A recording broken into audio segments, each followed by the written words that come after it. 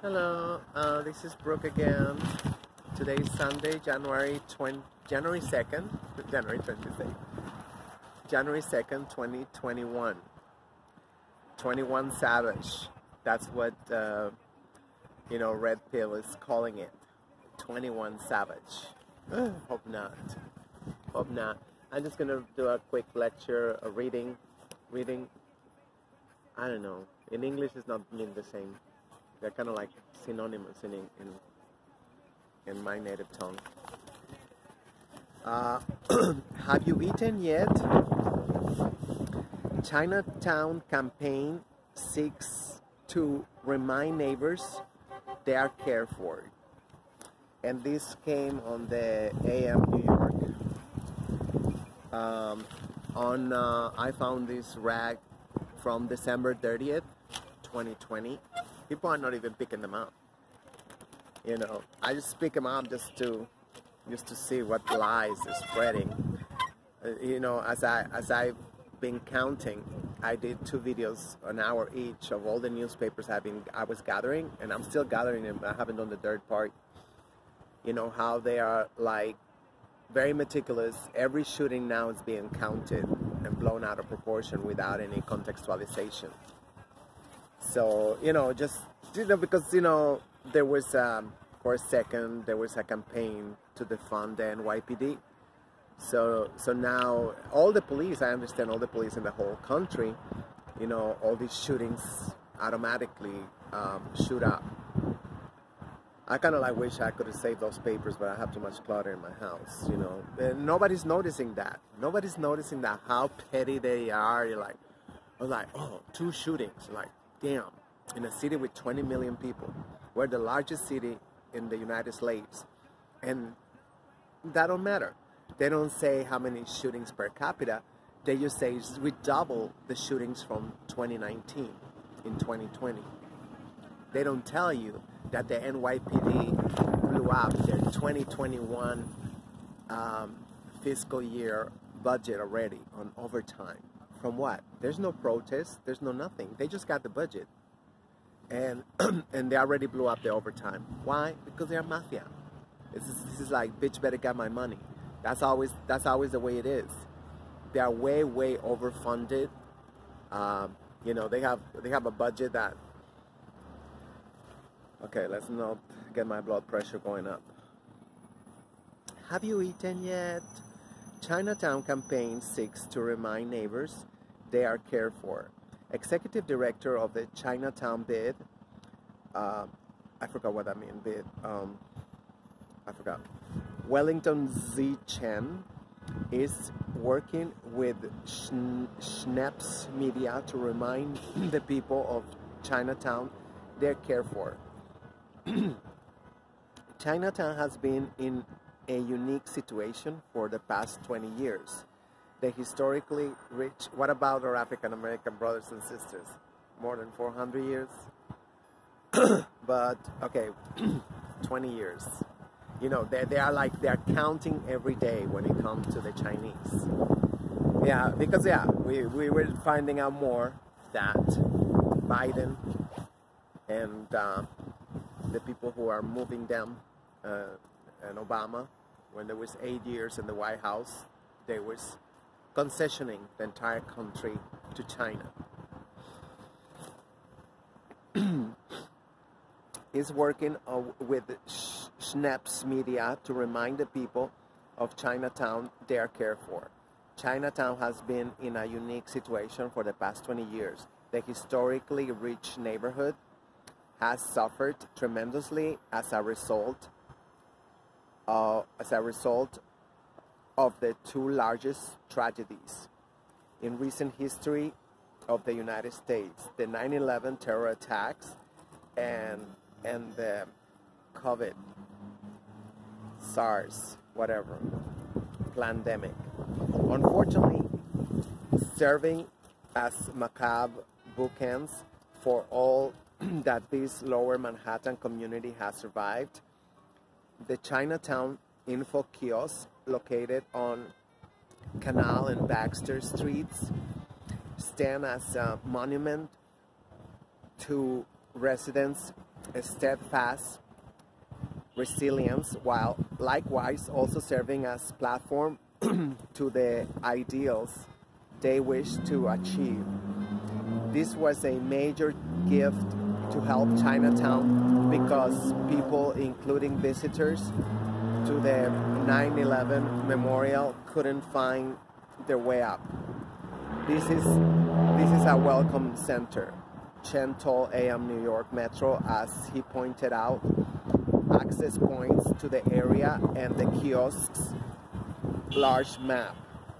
After the World Trade Center fell in 2001, Chinatown was cut off from various parts of the city and inundated with security, crippling traffic movement, in addition to medical issues suffered by those in the vicinity of the disaster.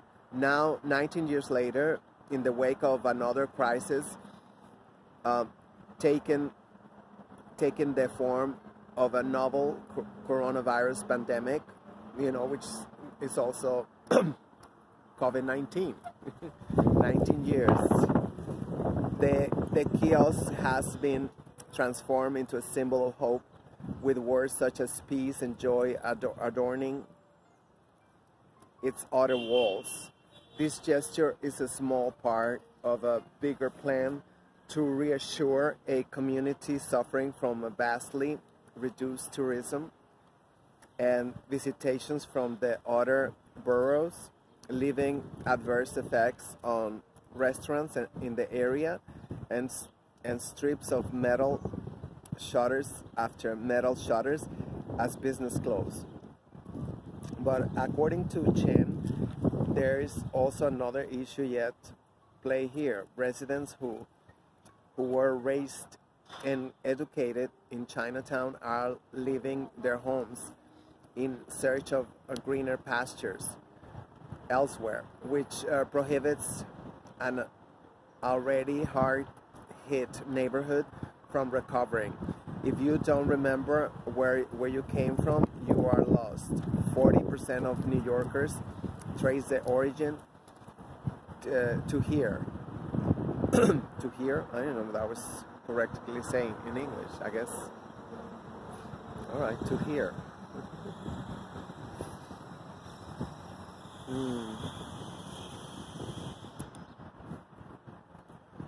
Oh my God, where am I? If you don't remember where you came from, you are lost. 40% of New Yorkers trace their origins to here. This was the original capital, Chen said after discussing the history of his home, in an effort to show Chinatown citizens who left along with those who remain that they are not forgotten. The Chinatown bid is collaborating with Schnaps Media and new initiative called Have You Eaten Today Yet? This Chinese term is way in which people show each other they care, with food being in short supply since the pandemic. That's bullshit. I'm gonna shut up, sorry. Chen believes by asking if a neighbor has eaten is the perfect way to show residents that they are still highly regarded and to inspire them to help another. Have you eaten is a greeting. It means I care about you. This is the third time they say this. What the hell? It's like when you're a lousy writer, I guess you have to repeat everything, just to fill out the whole page, because they're like, oh, we're giving you the whole page, and it's like, and it seemed like one of those weird alphabet soup characters who wrote this shit. Have you eaten there is a greeting. It means I care about you if you are out of work or homeless. You are struggling. Food insecurity is a big problem. have you eaten also reminds people that the greatest food in Chinatown, that the greatest food is in Little Italy, in Chinatown, Chen said. Yeah, that's what I was gonna say. That's what they are like advocating for Chinatown, because the Little Italy is right next to it. And of course, they're clinging on even when they are not an underserved community. They are actually, you know, colonizers, the Italians. During February, to coincide with the Lunar New Year, banners asking in the New Yorkers, have you eaten yet? Again, will be erected around the area, from lampposts to and local buildings. In addition to this campaign, a contest will be held by both Schnaps Media and the Chinatown Bid, requesting New Yorkers submit words of inspiration and hope that they can then paste onto shutter businesses until they return. A sobbing story. Oh my God. Chinatown has seen both racist destruction of property and the loss of financial security since the COVID-19 virus touched down in the city. Chen hopes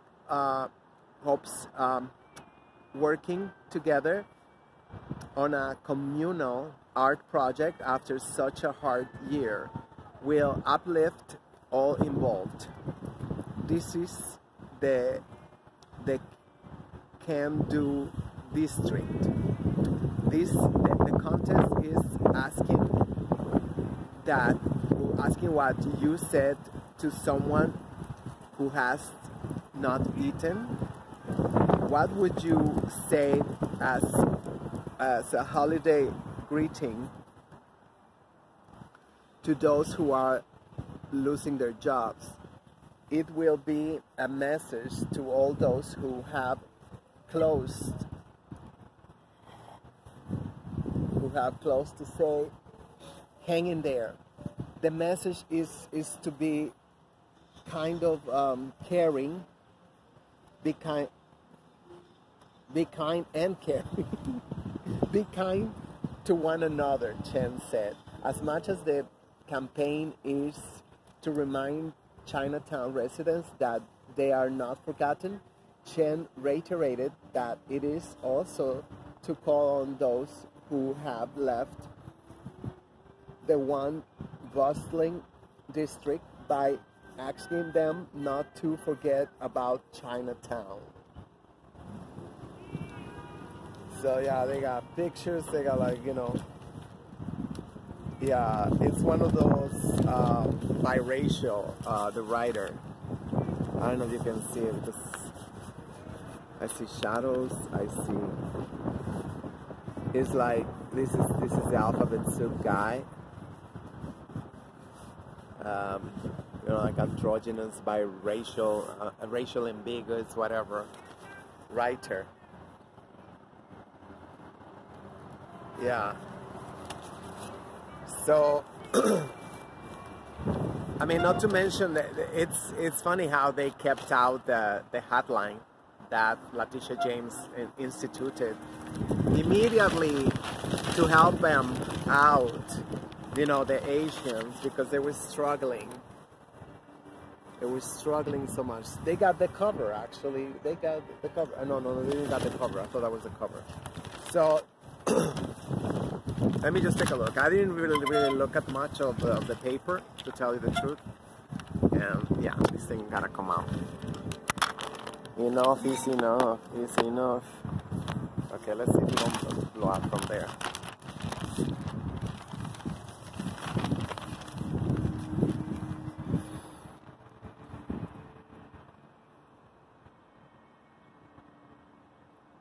It's all terror.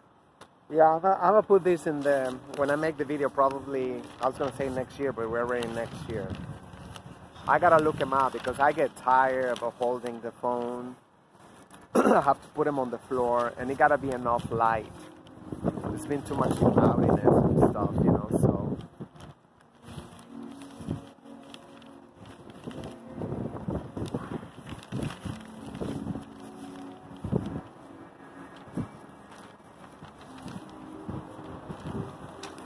Oh my God.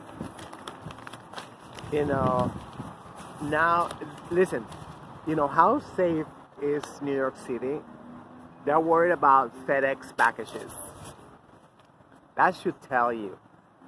You know, they are contradicting themselves. It's like, oh, the shootings, they're 50% off from last year, blah, blah, blah, it's horrible.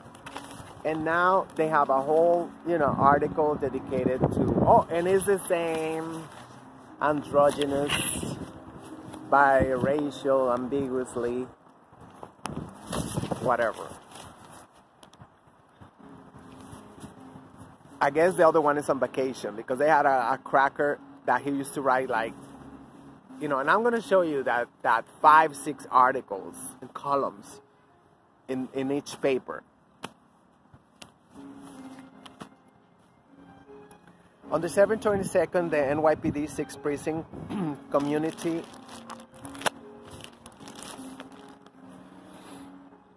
Community Council hosted their final board meeting of the year via Zoom, rounding off the discussion on crime statistics and prevention in Greenwich Village and the West Village areas.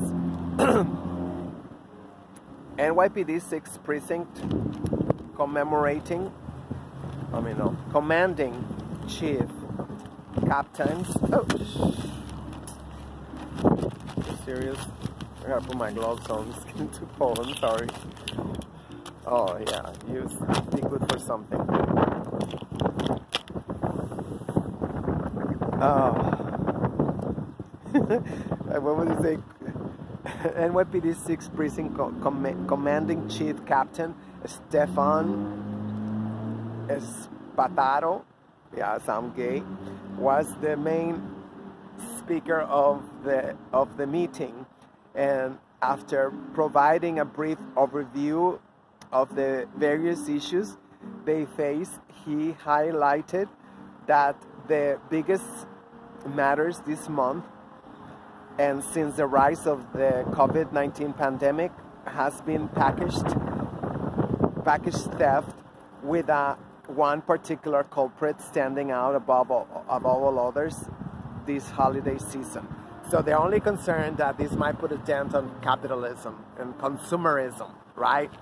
That's their concern. We do have a pattern.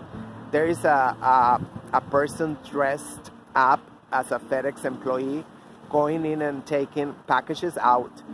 We reached out to Department of FedEx. That's intelligent, that's smart. You should try that.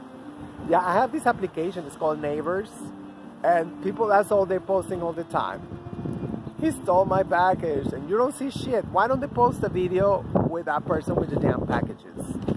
I mean, once in a while they do it, but most of the time it's like, I found like that shit is illegal. That shit is illegal. You should not be posting people's pictures unless that they have red-handed, and you can prove.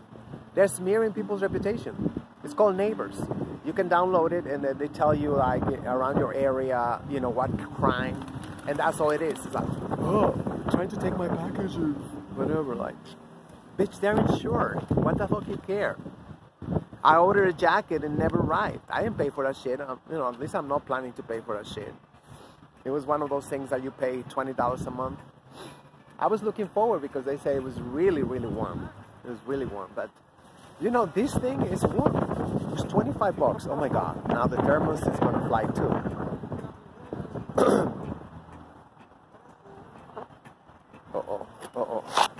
Okay. I think my original plan, it's going to be better. Right? Oh, please, don't you rock my bag. Want my bag to be rocking.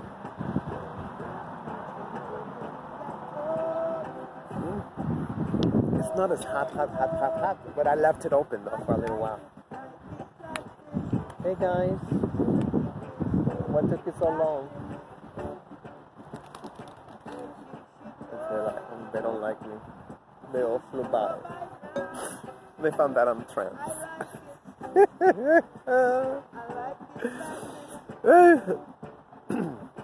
I'll wait till I put the breads on the crumbs. They will come back. So the suspect is described as light-skinned man around 40 years old, wearing the traditional black and purple FedEx clothing. Yeah, you have to switch it out now. Come on, do UPS or some. One day, you know, go postal. One day. Yeah. So, I mean, this is the rich people crying. White tears. You can almost see them. White tears right here. This individual is reported to enter premises without packages and then is seen again leaving with boxes under his arm. Yeah, you have to bring some empty boxes or some shit, you know, and then what you're gonna do with empty boxes? Just leave them there. The empty boxes. Oh my God, who got the freaking time to be like looking at these cameras, you know? Now everybody got cameras. This is why, you know, don't knock on no doors, don't knock on nothing, because they got your picture, and all they're gonna say, oh, you was trying to break into my apartment. Because all they show in this application is people knocking on the door. Yeah, somebody knocking on the door and then they leave. Oh, he's checking to see if I'm home. You know what I'm saying? And I never seen a cracker on those videos, which I'm sure they knock on the doors too, right? Yeah, this is why I think it's best to ring the buzzer downstairs. So yeah, because you go in the front door, you go in the door. Yeah, they got the camera right there on HD, or actually like 4,000 pixels, 4K. You don't want them to have your video over there. That shit is illegal. I mean, if I was to position, I would say like, no, you cannot have those freaking cameras outside your door like that. You have to keep them, you know, on the street. You can catch them on the street, but not like, because it's so easy to say, oh, knock on my door. You know, he knocked on my door. And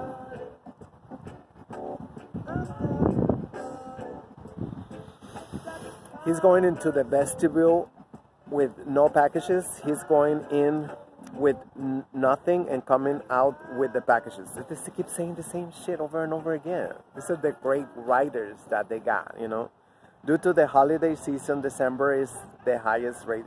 What else is new? I think it is really important that the community take a vested interest in the safety of their own community. That's not safety of their own community. That's a fucking capitalist shit.